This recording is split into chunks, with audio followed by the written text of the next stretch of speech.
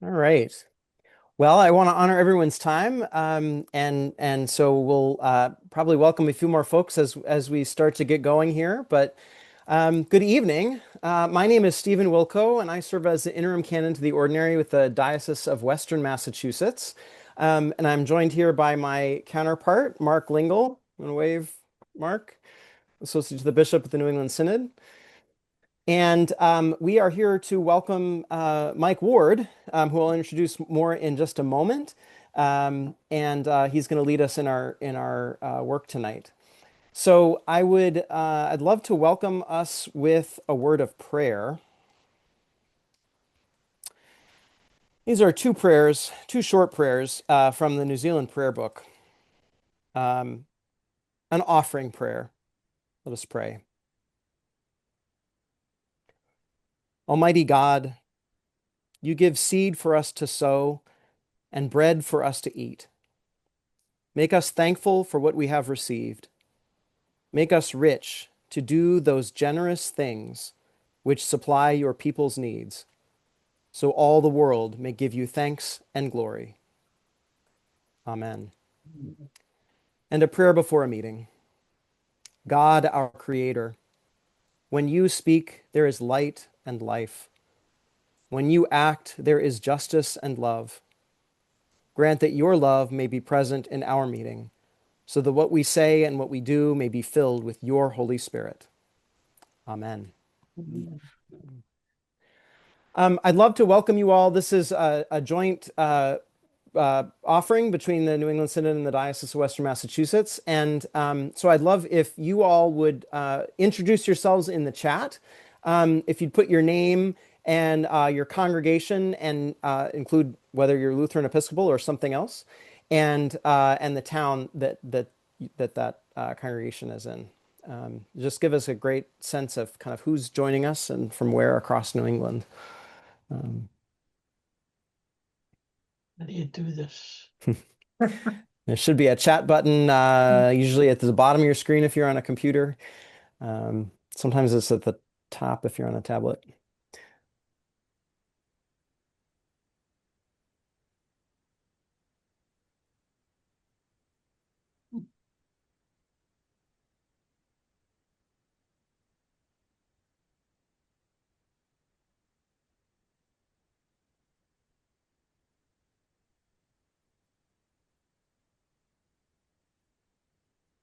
This is great. We've got lots of folks from both denominations and across the area.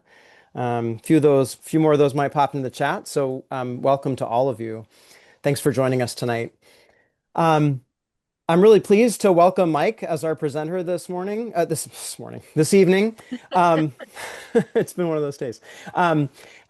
He is a consultant with GSB, and actually, you have an official title with GSB that I didn't Oh, get there. I'm managing partner, but it doesn't matter. Managing partner, yeah.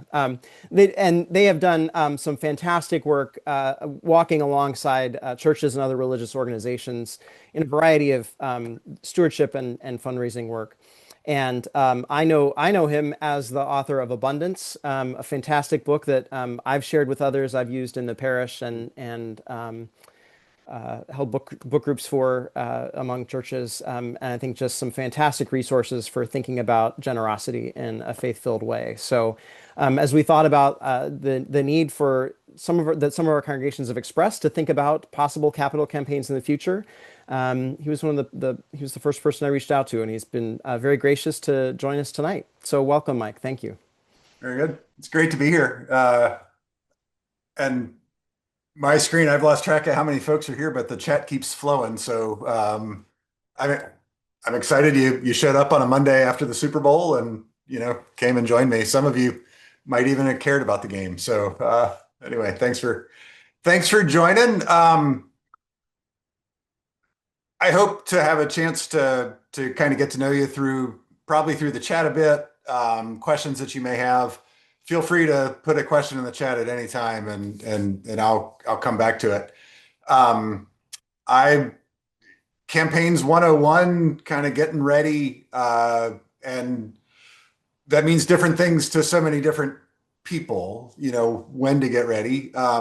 But let me first say, as a parish pastor, I suffered through two miserable capital campaigns. Um, at the time, I didn't know why they were so bad.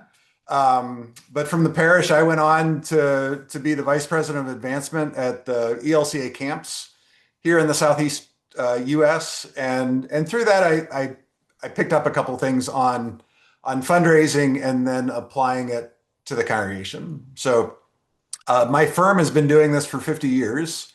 I've not been doing it quite that long. But we work with institutions, we work with congregations, capital campaigns, strategic planning, annual fund, the whole gamut. And we're going to talk about capital campaigns tonight.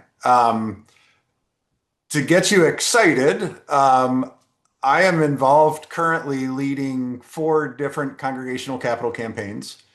And 3 of those have begun soliciting commitments from members. And the 3 that have done that have all received gifts well above what they initially expected from the folks giving them. In fact, one of those, I've gotten the largest gift I've ever seen in a congregational campaign came $3 million from somebody we had no idea had the capacity for that. And even more, we had no idea they had the interest in that.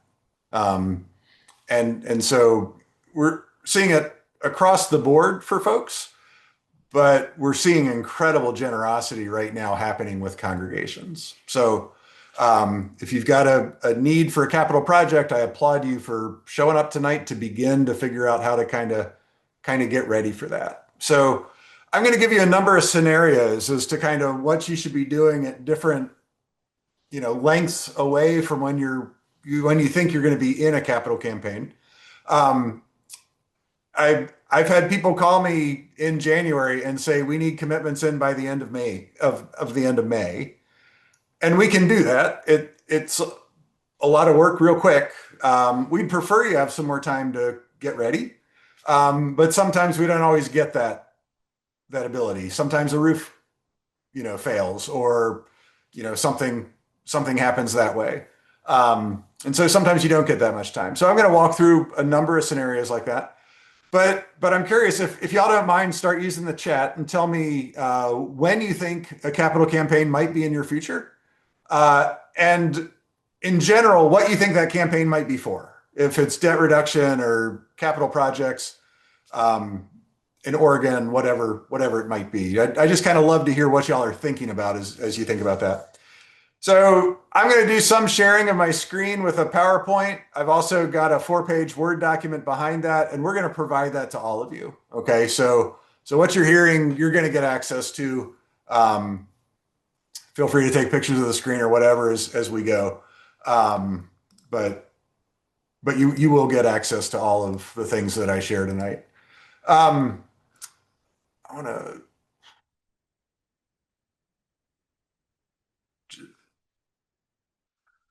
wondered where y'all went. Hang on. Stephen and Mark, I've lost the chat by changing my screen. So if a question comes in that I need to know before I switch back off, if you'll Great. I'll keep an eye feel on free to interrupt me. So first, I think it is important to define what a capital campaign is, or what a campaign is. I define it if you're raising more than your general operating revenue, and actually I should say gifted operating revenue, right? If you operate a preschool and you're charging tuition, I don't count that. But if your congregational members give $300,000 a year, if your capital project is more than $300,000, to me that's a capital campaign. Under $300,000, I would consider a special gift appeal. It takes less infrastructure. It still takes the same concepts. We have to inform, inspire, ask, and thank people. And you'll hear me say that a number of times tonight. But if it's less than your operating revenue, I think you can raise that in fewer than 3 years. And I don't think you need quite as big of an infrastructure and a team. So for me, a capital campaign, it's above whatever your gifted operating revenue is. Gifts would typically be given over a 3-year period of time. You are not asking for a 3-year period of time. I have seen that. And I can only imagine how much your members would hate that. That it feels like begging, it feels like scarcity if you're constantly asking and asking and asking. We, our model is about a 6, 7 week campaign where we inform, inspire, and ask. And what we're asking for is a 3-year commitment. Now, we've tested that 3-year commitment idea, wondering if people would give more if you gave them 5 years. And the answer is no. And so if people are going to give the same over 5 years as they'll give over 3, I'm going to take that over 3. And then we have a chance to ask again afterwards, after that 3-year period of time. So, and we tested that before the pandemic. We've tested that after the pandemic. Donors tell us, I'll give you $15,000. Do you want it in 3 years or 5 years? And my answer is always 3. So, all right. So, and again, the active portion being 6 to 8 weeks, and the primary 2 things that happen most of that 6 to 8 week period of time is informing and inspiring. I've seen the model where you send the pledge card out on the first Sunday. That to me is asking before people have been cultivated. It's been proven time and time again, people will give much more after they've thought about their commitment and they've thought about their passion for the project rather than trying to take the first thing that people offer. Okay. And that's an important concept to maybe come back to. But let's talk about what we might do if you think your campaign is 2 to 3 years away. Okay. This is like long-term planning, knowing that whatever need is coming up and you feel like you've probably got 2 or 3 years. And I know congregations that have planned for this.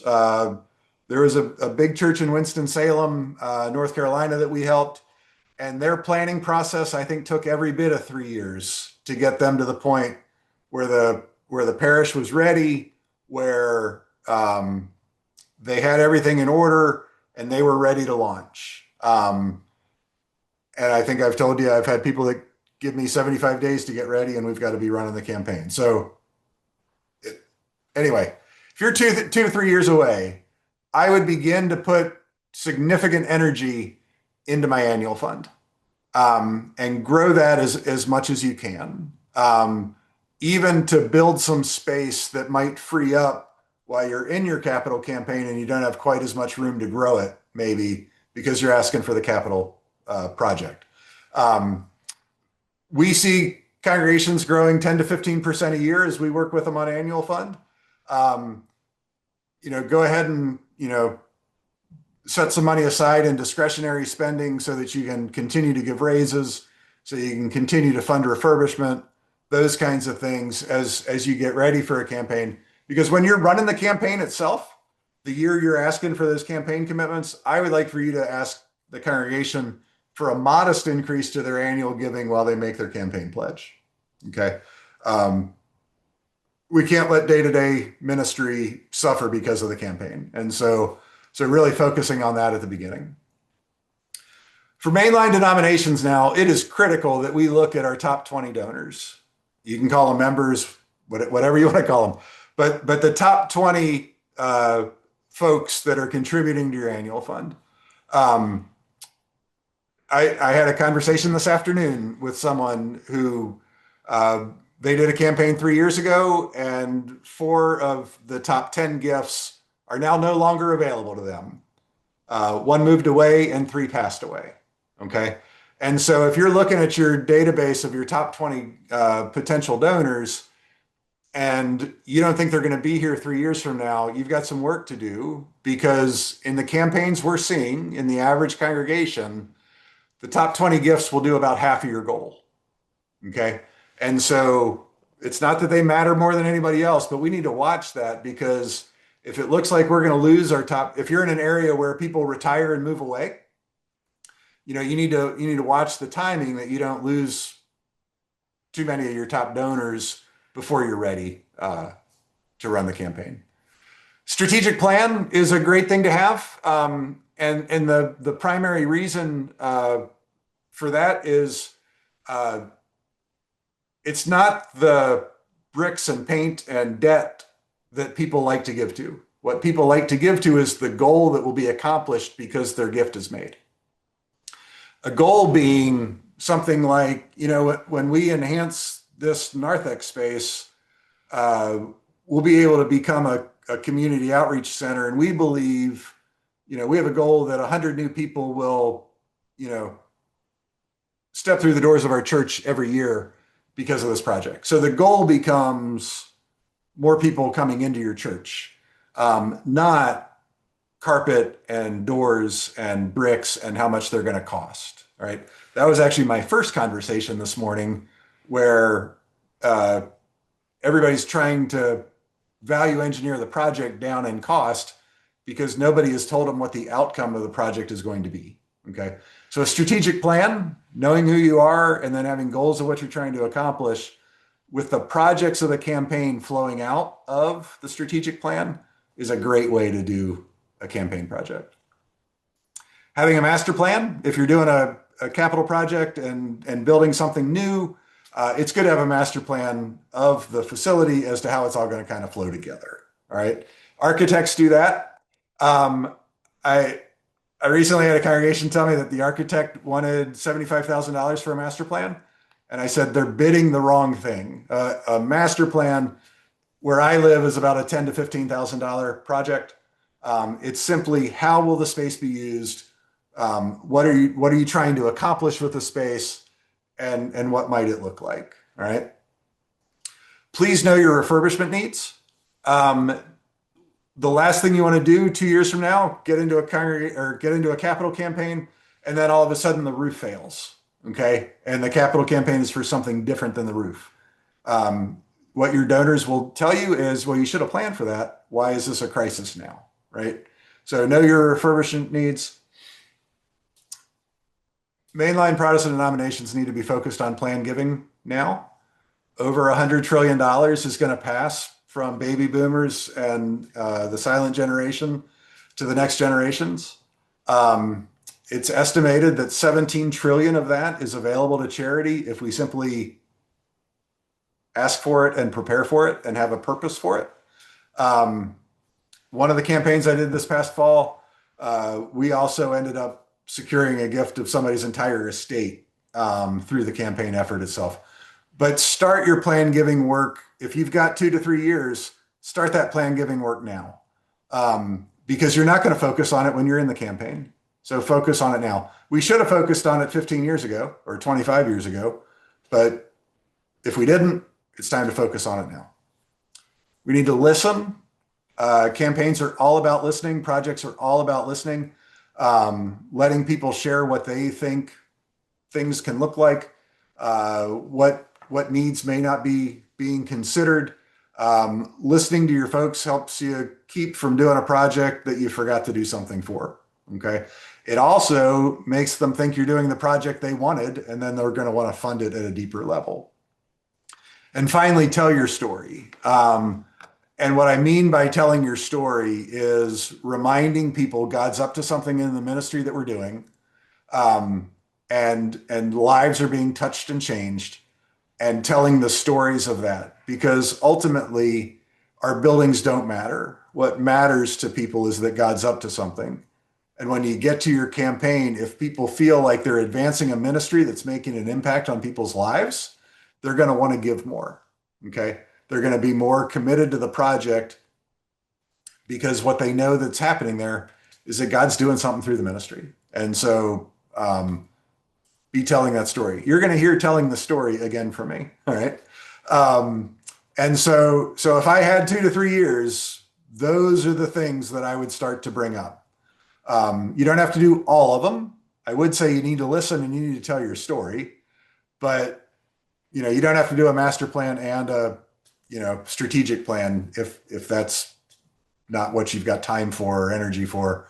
But anyhow, I'm gonna pause here because I've thrown a lot at you. I see we need a new boiler. Boy, on a cold Sunday, that's a great time to ask for money for a boiler. Just turn it off and tell people this is what it's going to be like. But there's probably a little more to it. But anyhow, solar panels. Okay. Very good. keep coming with what you're planning on with a campaign. I want to get to know you. Any questions come up, and you can unmute if you don't like to use the chat. Any questions from what I first shared?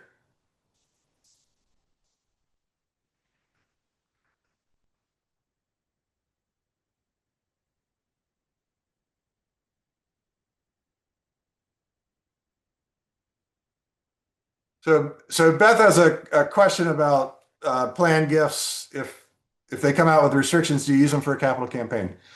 So it's a great question. It's not the simplest of answers, but if, I hope you have gift acceptance policies. And those gift policies would say what happens when you get an unrestricted planned gift. Okay. I do believe it's fair during a capital campaign to change the policy as to what you'll do with those.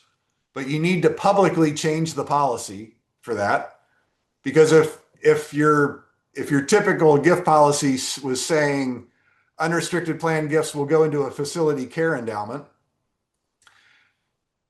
and somebody really wanted set their planned gift up because that's really what they wanted to fund, and then during a campaign you switch that, you need to give them the opportunity to put a restriction on their gift to give that to what their passion was. All right. So I do believe you can change it. I typically would not change it to 100% to the capital campaign. I would do more of a split to what your previous vision was for what planned gifts would fund, and then 50% to the capital campaign. So that's my answer. It's not a one size fits all by any means, Beth, but I think it is okay to change your policies during the period of the capital campaign, but please let everybody know that you've done so. It's the good thing about having those. Very good. Got a lot of boilers and roofs. That's good. General refurbishments. Okay, good. Nobody's got debt reduction campaigns? There's always a debt reduction campaign, but anyhow, okay, there we go. I will tell you, so before the pandemic, I occasionally didn't get excited about doing some debt reduction campaigns. Not always, but occasionally. But since the pandemic, there's something in the water. People are willing to be incredibly generous to getting their congregations and parishes out of debt. It's really kind of fun to see. The idea of, hey, it's cheap money or whatever, has kind of started to, I think that's falling out of fashion with our people. I have a theory that people don't want to die with their church in debt.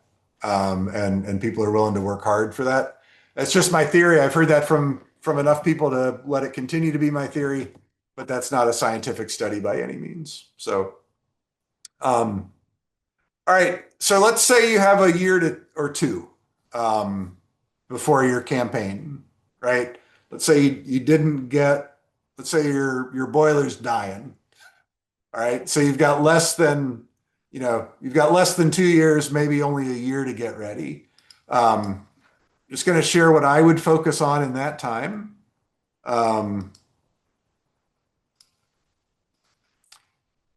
Again, I'd focus on the annual fund. I think you still got time to do that. But critical here, you've got to know the why. Why are you doing this? Why are you here? And, let's use the boiler or the roof, right? It's easy to say the why is that the boiler's dying, right? That's not really your why. The why is that important ministry happens better in heated space, right? And what is that space? And what ministry is happening in that space that's making a difference, right? Because somebody could say, well, we could just quit using that wing, right? We could just focus on this wing that has it, right? Well, that doesn't allow for vibrant ministry to take place, right? So we've got to know the why, not just that it's a boiler and it's going to cost $125,000 and, there's going to be some asbestos removal or whatever it might be. The why is, the office wing is really important because pastoral care happens there. And we need to make sure that, the professionals who work here are able to do their jobs as best as possible because it matters. And here's the why. All right. You need to get some preliminary costing. One of the worst things you can do in a capital campaign is launch a $75,000 capital campaign for a $150,000 project. All right. And so getting some good costing estimates. My preference, this is just my preference, is to have a builder involved in that cost estimating, not just an architect. I've not been enamored by architectural pricing enough times that I like for a builder to see what we're doing. They can look to see where money can be saved. They can also tell you what things are actually costing today with their subcontractors and other things, that I would bring a general contractor into the costing activities. You need to say right up front, are you willing to borrow some money, right? So let's say you've got a $500,000 project. If you only raise $400,000, are you going to borrow the other $100,000? If so, where are you going to borrow that from? What do the terms look like? Those kinds of things. Because you don't want to ask people for a commitment, set a $500,000 goal, raise $400,000, and then not do the project at all because you're not willing to borrow. You need to go ahead and state that up front. All right. Listen some more to what people think the project needs to be, the difference it's going to make. And then the idea of a feasibility study. All right. Anybody here ever hear of a feasibility study? So a feasibility study is figuring out where the project is with people, what they think about it, where their passion is with it, and whether or not they choose to fund it and at what level. When we do it, it's a completely confidential process. We look at it as both testing the project, but also cultivating for a future potential gift. At the same time, we've had feasibility studies where we've told people not to do a project or that their project is off. That we've told people their project's too small. We've told people the project's too big. Okay, so we're listening for all of that. But in the feasibility study, we're really trying to figure out, is the passion here? How does the message need to adjust in order to test the passion? And are the gifts here that we need to see, right? So we will actually ask people, if this campaign were conducted and you were asked to consider a gift, what gift from the gift chart might you consider? And if everybody says, well, I wouldn't support that, that tells us something. So we can do a feasibility study. There are different ways to do this. Also, along with a feasibility study, we can do a wealth screen, which takes your database and runs it through a screening process to let us know what the capacity would be if it's the perfect project. Okay. Also, it might help you figure out who some of your top contributors could be. Some people don't like that because they think it's invasive. If that's the case for you, we wouldn't do one, right? So, and then you should tell your story, because ultimately what people are giving to isn't the project of the boiler. What people are giving to is the ministry impact of your parish. Okay. That's what people care about. They don't care. No, there are very few people, maybe a couple of people on your building team that care about boilers, but most people don't care about a boiler. They want it to work, but what they truly care about is the chance to come to worship together, the community, the opportunities for care and fellowship. Tell your story about those things, that God is up to something through that. All right. All right. By the time you're 4 to 6 months away from a campaign, your campaign team needs to be meeting. You need to know who's leading it. And if you're following anything that I would tell you to do, your campaign team is going to have folks who focus on information. It's a boiler, folks. This is how old it is. This is how much the new one's going to cost. This is what it does. These are the building modifications that need to come along with it. That's the informational side. My experience, Lutherans and Episcopalians are great at information. All right. So you don't need to overly coach this team. But we need to make sure the right information is getting out to people. All right.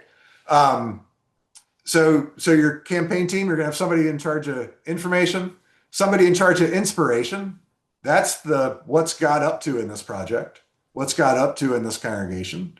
And there's also some inspiration that can happen around generosity. All right. We often don't talk about generosity and giving, and that's why a lot of people don't ever learn about generosity and giving. Um, in campaigns I lead, I like for people to get up and say, I'm giving the largest gift I've ever given anywhere to this project because, and then share the because. I don't ever want anybody to get up and say, I'm giving $40,000 to this project because that doesn't relate to everybody. But everybody can make the largest gift they've ever given to a project, right? Whether that's $1,000 or whether that's $100,000, everybody can do that. And that's the atmosphere we want to create in a campaign. So we inform, we inspire, then we ask. This is what causes fear in Lutherans and Episcopalians most often. And I've evolved in how I ask in a campaign. It used to be we'd create a letter and we would say, we hope you would consider, and consider is an important word, a commitment of $15,000 to $25,000 to this project. Believe it or not, church people hated that. They got fixated on the numbers and who came up with it and why are you asking me for this and what are you asking other people for? Instead, we've started to take the gift chart and said, perhaps you could consider one of these gifts from the chart. Okay. We need a gift. We need 2 gifts of 50,000, 4 gifts of 35,000, and 6 gifts of 25,000. Maybe you could consider one of those. And then we say, and of course, the whole chart can be found on page 6 of the campaign booklet that the information team put together. So, but we need to ask. And the reason we need to ask is because we don't want shame and guilt to happen in our campaigns. Okay. When we don't ask, when we don't give people any sense as to what they could contribute, people think they don't have enough to help, right? If you have a $500,000 project and my best gift is $2,500, I kind of wonder what difference does it make? But if you ask me in my letter to consider a gift of $2,500 and I can make that, I can suddenly say, you know what, I did my part. I did what they asked me to do.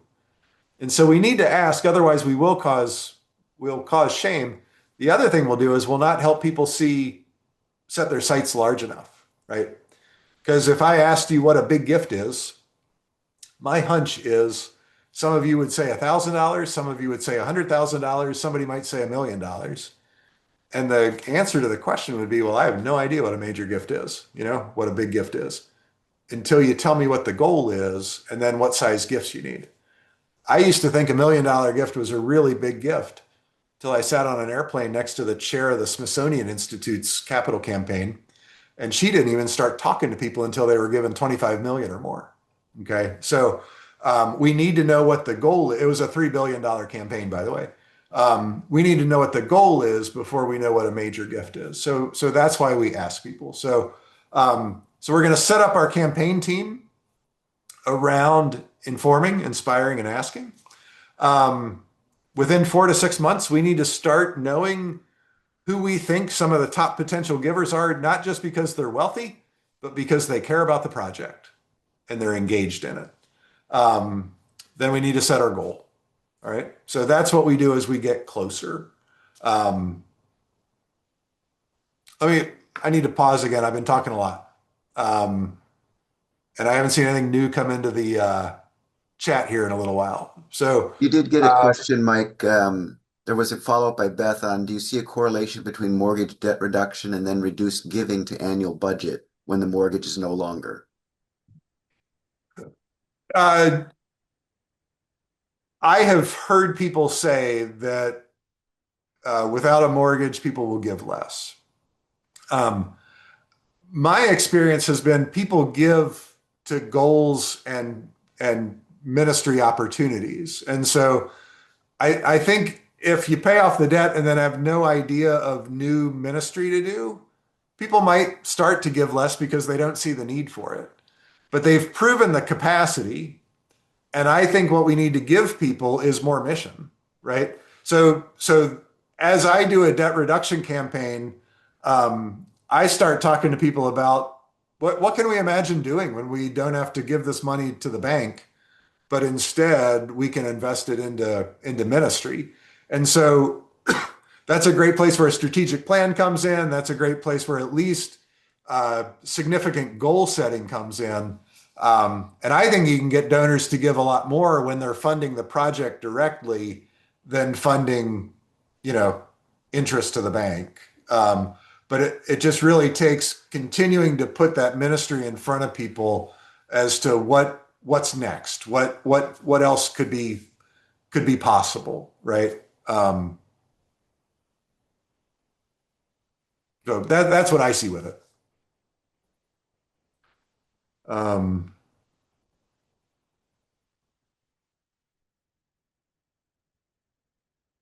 Any other questions? Anybody lost? I can't see. Have most people left? So,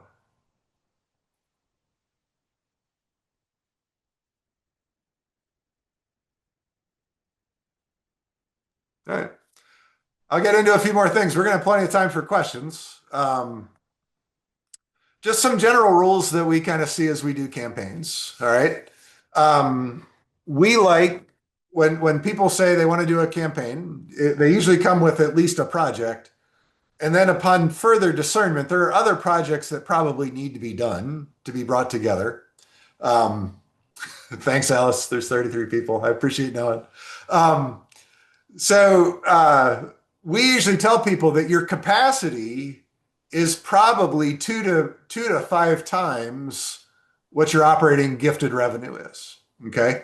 So if you're operating, if your gifted revenue every year is 200,000, I would begin my campaign thoughts is, we could probably raise 400,000, maybe 600. Could we start our thinking there? And that's really important to know that. The first call I had this morning was from a congregation who has voted, the council has voted, if they do a campaign and if they decide to use a consultant, they're going to use me. All right. And she called and she said, we just had a meeting and it was terrible.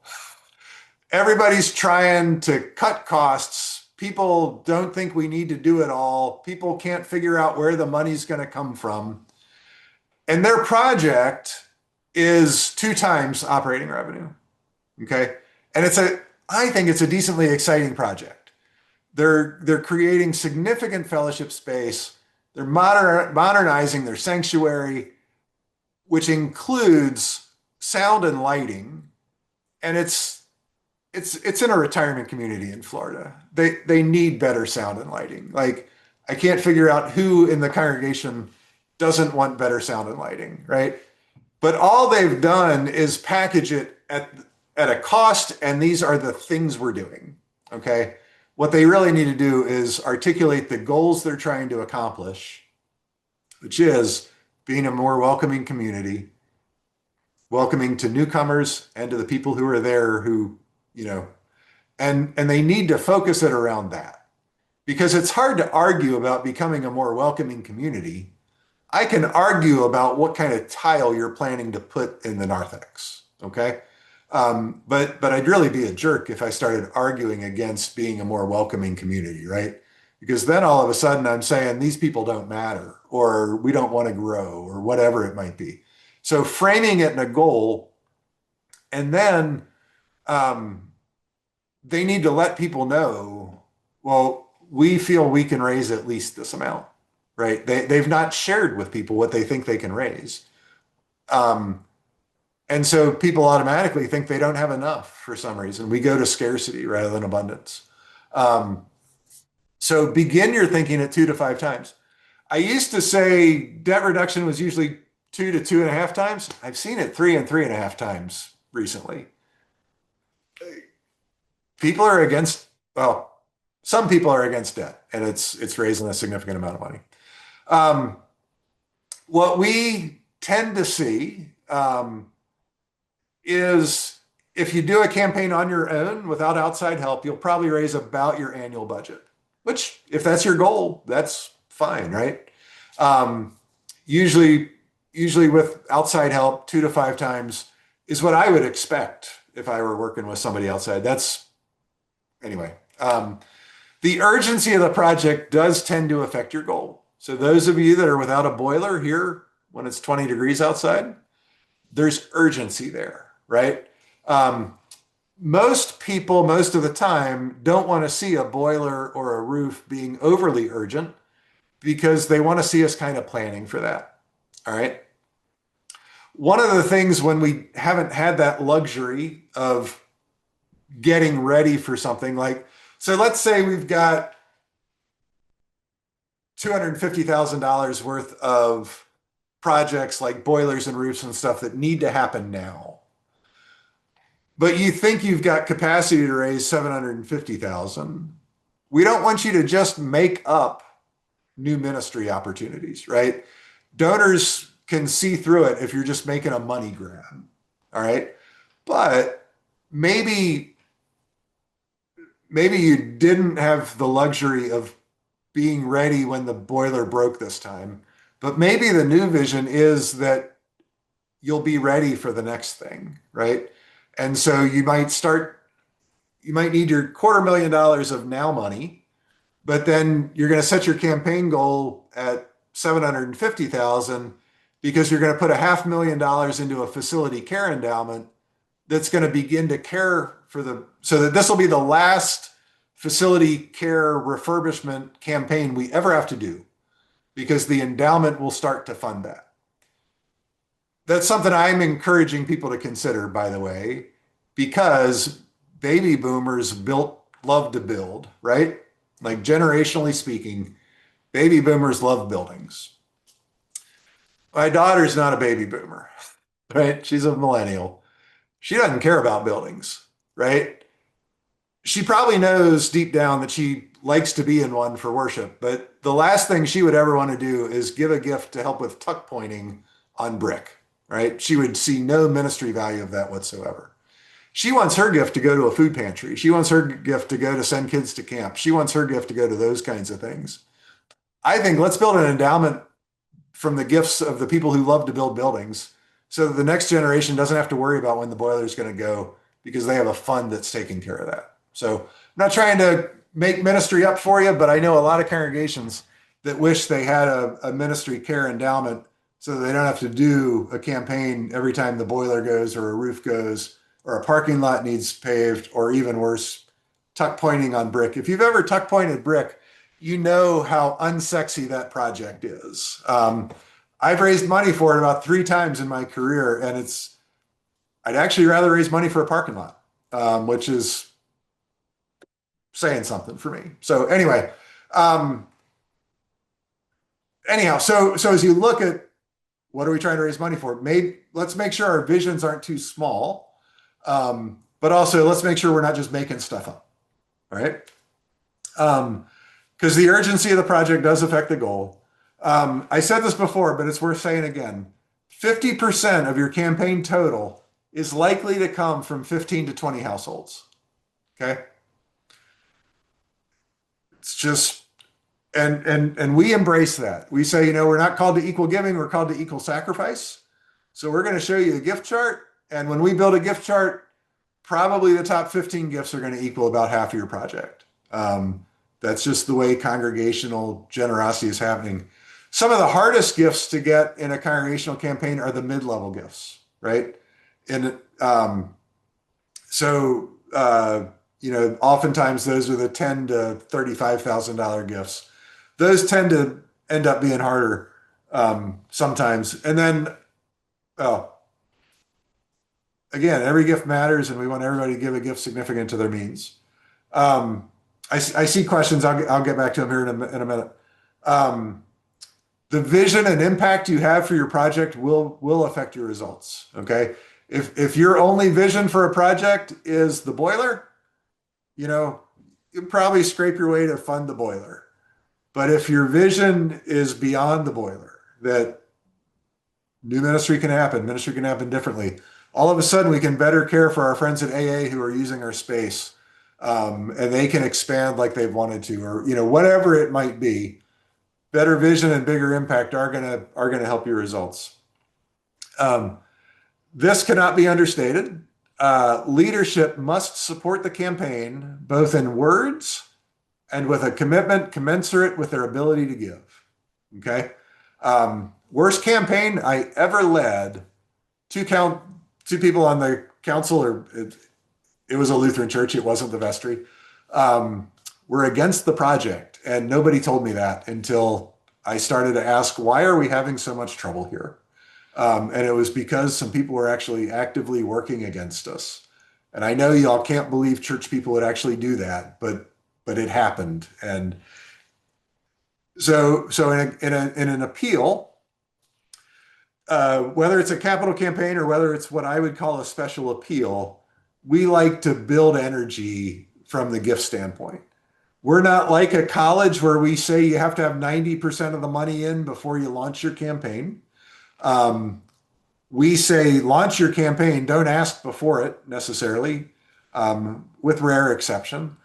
But launch your campaign, but then early on, invite the vestry, invite the campaign team to make their commitments early, and then share what they've done with the congregation. Have them share, they're making the largest gifts they've ever made anywhere to this appeal. They hope you'll join us in that. That's critically important to build that energy. If it's a special appeal, let's say you just need to raise $75,000 for your boiler. I'd still follow this 6-week time period. On week 1, I'd have a gift secured that I announce, hopefully maybe my 10% gift. The following week, I'd have 2 more gifts that I announce so that all of a sudden we're 20% of the way to the goal from only 3 commitments. The 3rd week, I'd have the council give. The 4th week, I'd have my campaign team give. The 5th week, I'd ask the parish to give. Okay. So I'd build that energy each week to prove to people that, well, actually, I'm proving that people are going to give. I'm also trying to set the tone that, hey, you don't want to be the only one not to give to this appeal, do you? Like, I might not ever say that out loud, but that's kind of the atmosphere I'm trying to create. Hey, everybody else is given to this. You probably should too, right? So, and another thought, but I'll come back to it. Sandy has a question about what about reaching out to the community at large for donations? I think that's fine. We've had many campaigns where we've done that and done that intentionally. It tends to happen anytime we've got like a historic church where it's architecturally significant to the community, or where there is a community outreach ministry very clearly embedded, food pantry, AA meeting, AA groups, those kinds of things. My suggestion is you don't ask the community at large for a commitment until the congregational parish community has made their commitments, right? Because I always like to ask people to say, hey, will you join us in supporting this? Instead of saying, hey, we'd really like y'all to do this for us. It's a very different way of invitation. And I've always found hey, we've done our part, will you do your part? Foundations are really big in this. Most foundations won't ever support you until you have 100% of your board giving. It's kind of the same with a community. Community's not going to do a whole lot until the people who should care have done so. Sandy, I think with a historic designation and a farmer's market, you absolutely have capacity for some gifts outside. Again, I would have the congregation or parish give first. And then I would try to get a couple of community folks who love you to be my helpers with that part of it, right? Because a lot of gifts get given because, well, the relationships those people have out in the community, or have some of your members who are really connected to the community lead that part of the appeal. I just did a campaign for a choral society. And it was just funny the way people would say, well, we have to ask them for a gift because they just asked me for a gift. Okay. And with community gifts, a lot of times you're just kind of getting that, I gave to their thing, so now I'm going to ask them to give to my thing. And that really comes from having a team of people who would be passionate about that part of the project. I remembered the thought that I lost a second ago, and that was, so when you go to the vestry for their commitments, or you go to the council for their commitments, don't do that in a council meeting or a vestry meeting, because those who are partnered or have a spouse, their partner or spouse is not in the vestry meeting, okay? And I don't want to ask for a commitment that both spouses don't need to talk to each other about making, right? I was once asked for a commitment because I was sitting on a board, and they asked me in an atmosphere where my wife wasn't around. And I said, well, you can have $1,000. Said, I think you probably wanted more than that, but Hannah's not here, and my limit is $1,000 without her in the room. So do you want to do this again, or do you want $1,000? I did kind of use it as a teaching moment. But you can have council or vestry members return their pledge card to a meeting, but don't ask them in the context of the meeting, because there are people like me who probably don't tell my spouse everything about a project in the best way possible. She needs to be cultivated along with me, even if I'm the one being involved in the project. Okay. So I see that all the time. It's easy. It's convenient. We like to say sometimes we sacrifice efficiency for the sake of a solid campaign. Okay. And so please sacrifice efficiency on occasion. You'll get better gifts. All right.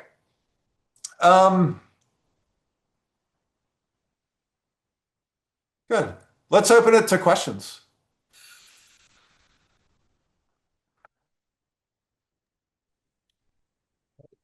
Have you done campaigns with churches that have a decent size endowment, and how do you work that? Boy, nothing like free money to kill generosity, right? Right. So, and I'm gonna expand this to congregations that have too much money sitting in savings accounts that don't have names to those dollars. Okay. I had a church one time, they had $1 million in the bank, had no idea what they would ever do with it, and couldn't figure out why people weren't giving to them. And the reason was they had enough money that they didn't know what to do with. Why would you give them any more? Right. So in a camp, particularly with an endowment,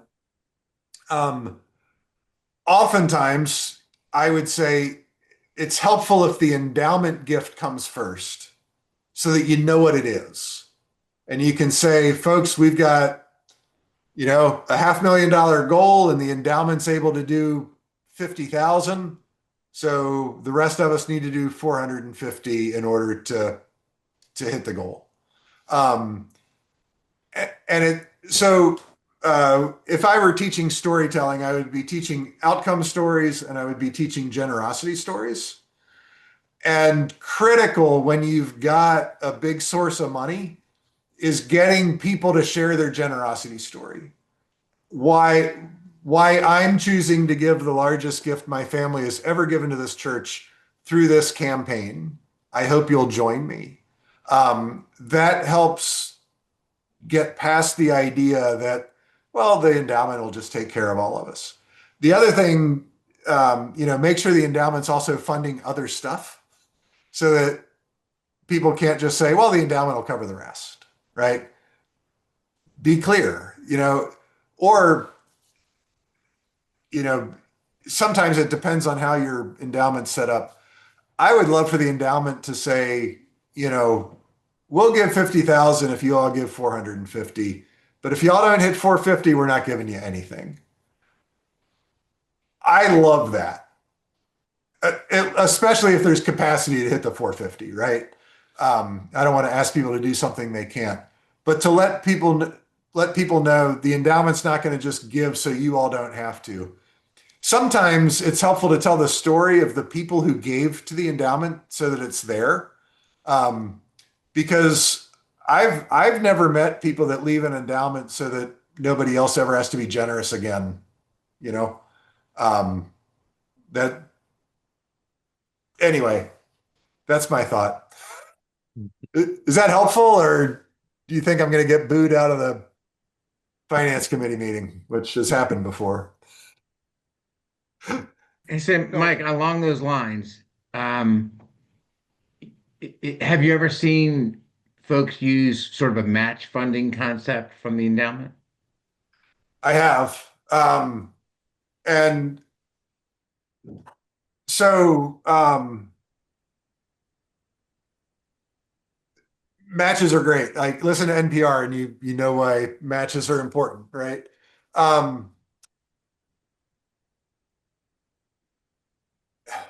Depending on the size of the gift, a match could be great. Oftentimes, I think a challenge can be really good as well. Like, if 75 households make a commitment to this campaign, the endowment will kick in $100,000, right? Like, we unlock the gift if this many people do it. So, because sometimes you can't do the dollar for dollar match kind of thing. I've done the dollar for dollar match kind of thing where I've announced it after the campaign first Sunday, because I didn't have enough to match every member of the congregation, but I could match like the giving after that. So matching, like, it's just a matter of figuring out what you're matching, right? Oftentimes a challenge is easier to set up. That if 75 households make a commitment to this campaign, we get the $50,000 gift. So, is that satisfactory answer? Or Yeah, that's helpful. Thank you. okay. Yeah, Mike, I have a question, Mike, Sure. about you mentioned pledge cards, and that brought me to think about the mailing and reaching the entire congregation. Not everybody comes to church regularly, and you got any advice in that area? Yeah. So, I love a pledge card. I call it a statement of intent. I won't get into all the reasons. Pledge is, I think, a legal term I've heard.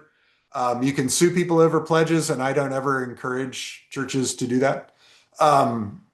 And statement of intent language, anyway, we can talk more about that if you really want to. But I would get a pledge card in everybody's hands, right? Direct mail to somebody who's missed 3 out of 4 Sundays often doesn't work real well on its own, right? So perhaps consider a cottage gathering atmosphere where they get invited to something and maybe show up. Or if they don't, can somebody go and make a visit, even if it's a quick visit, even if it's a front porch visit, to share the importance, to share the story, to share the why, and to share the invitation. And then, something like, I'll be back in touch in 3 or 4 days to see if you have any further questions or if we can count on your commitment. I think too often we give up too easy. And honestly, I think we assume people read their mail. If you do direct mail studies, you'll realize the number one goal of a mail piece should be to get it read, because so much of it doesn't actually get read. And so we've got to figure out ways to get around just throwing it away. And for a capital campaign, direct mail is probably not going to get you the size gifts you want as much. So again, I like to do events. I like to do them on Sunday mornings where people tend to be around anyway. I like to get it in their hands at the event. And then I like to have a team of people that will go out and do some visits, not to sit down at the kitchen table and stare at somebody until they cry and give you $25,000. But, and we coach often a front porch visit where, hey, I'm not coming inside. I'm not allowed to come inside. I just want to have a quick conversation with you. It's not that intrusive, kind of a thing. So Looking at some questions, thoughts on tithing a capital campaign beyond the congregation. I think it's great to demonstrate giving, if that's culturally appropriate to the congregation where they would see that. Um, I personally have some issues with some of the things we sometimes give money to. Um, I think the church ought to give to church stuff for the most part and strong ministry partners. We're not community foundations. I don't think we should just give money to somebody who's never going to say Jesus loves you, kind of a thing. And I know so many church related. I come out of camping. There's church related organizations that are doing faith formation and leadership development that need support. And so I would hope the tithe would advance ministry. But I believe giving begets giving. So absolutely, I think that's good. Facility care endowment. Yeah, so I believe the average parish probably needs as much as $40,000 or $50,000 a year to adequately fund depreciation. Okay, you can ask your accountants what the actual number is, and most parishes are not adequately funding depreciation. And so, for me, a facility care endowment would keep us from having that bathroom that hasn't been renovated in 65 years, because money would be generated on a routine basis that we would just take care of stuff. Now, some years you wouldn't spend the entire, 40 or 50 or more $1,000 because you didn't have a roof or a parking lot or whatever. But the year you have a parking lot, you're going to spend everything plus what you saved the year before. So what I'm looking at is try to figure out what's your 20-year depreciation number. And that's the amount you probably need. I tell most parishes, start your thinking at about $2 million. And maybe it's less than that, maybe it's more. And then make it broad enough. Do any of you still have metal folding chairs? Because the church is the only organization that still uses those, because we haven't adequately funded depreciation to a chair that people actually want to sit on for more than 15 minutes. So make it so it can do that. It can replace computers. It can paint. It can do carpet. Let it do the things that sometimes we're having special appeals for. And I believe if you were to announce to your congregation, we have a goal for $2 million in an endowment, and primarily looking at that through estate gifts and maybe a jumpstart through a capital campaign, I believe that would be some of the easiest money you ever secured. We tend to like to fund endowment through planned giving, and I've got a planned giving class that I'm leading now. If anybody's really interested in planned giving, it's not what I came to talk about, but I think we need to be focused on it, and I think the long-term health of our ministries is going to be by building endowments now, not so the next generation doesn't have to give. The reality is millennials are very generous. And where a baby boomer is giving to 6 organizations, a millennial is only given to 3. So if you've got a millennial given to your congregation, you're one of 3 charities, which you're getting a larger proportion of their giving, and their giving's not bad. I didn't come prepared to give you the actual number, but they're not that far behind my generation, Gen X. Okay. But they don't want to fund the same things that boomers wanted to fund. They are different in their passion. And I say embrace that. Let boomers care for the facilities, so you take that off the table. Fund food pantries in the future. That's anyhow. So I'm bringing some generational stuff into my thought behind the endowment and the whole ridiculous wealth transfer that's getting ready, or I'm sorry, it is taking place already. So anyhow, most congregations deficit spend because of the building. I mean, that's absolutely. So, Good. I don't, Stephen, I never paid much attention to the materials that came out. I don't know how long we're supposed to go tonight. So I can keep going, or I don't know what we promised people. I don't know if everybody's left yet or not. We had an hour. I think folks are engaged, but I'm gonna hand that Okay. over to Mark. He was gonna wrap All us up. right. Yeah, this has been great. Thank you, Mike. We really appreciate it. Sure. And thank you, everyone, for joining. As Mike had mentioned, we'll have the slide deck and also his notes, so we'll get that out to you. And again, really appreciate this time. I will close with the prayer and allow you all to get on with your evening. The Lord be with you. Also you. Let us pray.